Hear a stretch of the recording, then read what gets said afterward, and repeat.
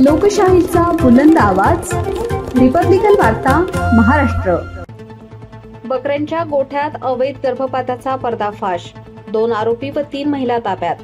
गुन्हे अन्वेषण विभागाची धडक कारवाई, उमलत्या कळ्या फुडणारे रॅकेट पुन्हा उघड। बातमी भोकरदन इथून। जालन्याच्या भोकरदन तालुक्यातील नांजा येथे अवैध गर्भपाताचा आणखी एक धक्कादायक प्रकार समोर आला आहे। बकऱ्यांच्या गोठ्यामध्ये सुरू असलेल्या गर्भपाताच्या उद्योगावर गुन्हे अन्वेषण विभागाने धडक कारवाई करत 2 आरोपी तसेच 3 महिलांना ताब्यात घेतले। गतवर्षी भोकरदनमध्ये मोठे गर्भपात स्कॅन्डल उघड झाल्यानंतर अशा घटना बंद झाल्याची भावना नागरिकांमध्ये होती। मात्र 26 नोव्हेंबर रोजी सायंकाळी गुन्हे अन्वेषण विभागाला गुप्त माहिती मिळताच पथकाने नांजा येथे सापळा रचून छापा टाकला। शेतातील बकऱ्यांच्या गोठ्यातच गर्भपात सुरू असल्याचे आढळताच आरोपींना रंगेहात पकडण्यात आले। कारवाई दरम्यान डॉक्टर गेशव गावंडे वय 49 वर्ष आणि सतीश सोनुने वय 32 वर्ष यांना ताब्यात घेतले।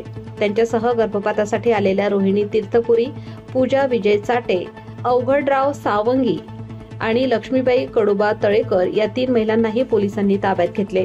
या ठिकाणाहून portable wireless sonography machine, mobile application, 2 mobile phone आणि गर्भपातासाठी वापरले जाणारे साहित्य व गोळ्या जप्त करण्यात आल्या।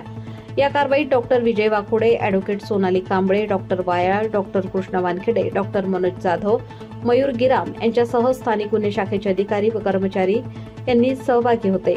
आरोग्य विभाग आणि पोलीस सूत्रांनी ही माहिती दिली आहे। लोकशाहीचा बुलंद आवाज, रिपब्लिकन वार्ता महाराष्ट्र न्यूजसाठी प्रतिनिधी Raju Shah, Bhokardan, Jalna. Subscribe now and press the bell icon. Never miss an update.